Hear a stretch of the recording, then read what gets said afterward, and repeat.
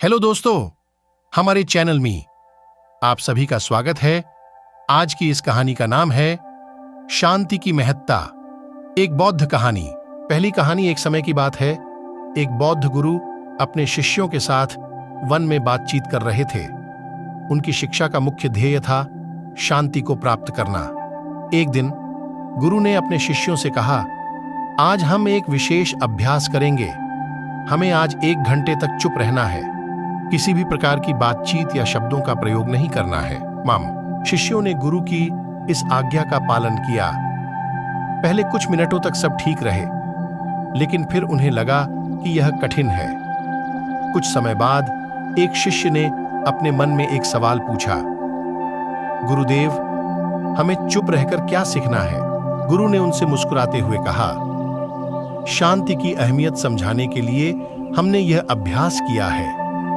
चुप रहने से हमें अपने मन की गहराई में जाने का अवसर मिलता है। हम अपने अंदर की शांति को अनुभव करते हैं और उसे अपने जीवन में समाहित करने की कला सीखते हैं। शिष्यों ने गुरु के वचनों को समझा और समझाया। उन्होंने यह अनुभव किया कि शांति की खोज में चुप रहना हमें अपने असली आत्मा के साथ जोड़ता है। वे समझ गए कि चुप रहना ही शांति का स्रोत है। दूसरी कहानी बहुत पुराने समय की बात है। एक समय के अंत में एक गांव में एक बौद्ध मंदिर था। उस मंदिर में एक बुद्धिमत्ता और अद्वितीय बौद्ध महात्मा रहता था। उनका नाम था भगवान श्रीमान। भगवान श्रीमान ने गांव के लोगों को बहुत सीख दी, उन्हें ध्यान की ओर प्रेरित किया कि वे सब कुछ जीवन में अपनाएं और सांत्वना की प्राप्ति के लिए प्रयास करें। एक दिन एक युवक महात्मा के पास आया और उनसे एक प्रश्न पूछा, महात्मा जी, शांति का रहस्य क्या है? कृपया मुझे शांति की अनुभूति का मार्ग दिखाएं।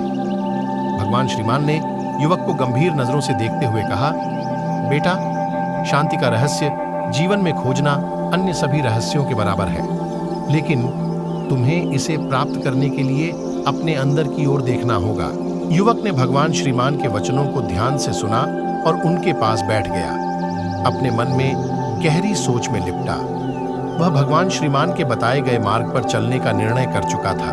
भगवान श्रीमान ने उसके आंगन में से एक पेड्डर एच की ओर इशारा किया और कहा, बेटा, जैसे ये पेड्डच विपरीत वातावरण में भी स्थिर और शांत है, वैसे ही तुम्हें भी जीवन के उतार चढ़ाव में शांत और स्थिर रहना चाहिए।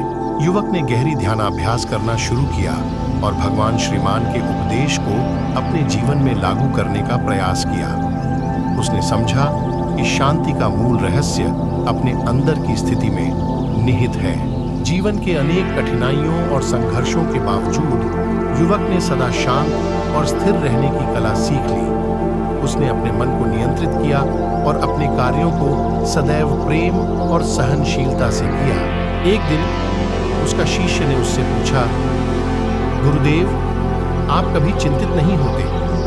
क्या आपने कभी अपने अंदर की शांति पाई है? युवक ने मुस्कुराते हुए उत्तर दिया, हाँ मेरे दोस्त, मैंने अपने अंदर की शांति पाई है और वह शांति मेरे सभी कार्यों में है। इस कहानी से हमें यह सीखने को मिलता है कि शांति का स्रोत हमारे अंदर है। हमें उसे खोजना है और अपने जीवन में उसे लागू करना है। यह हमें शांति और सुख की असली परिभाषा सिखाता है।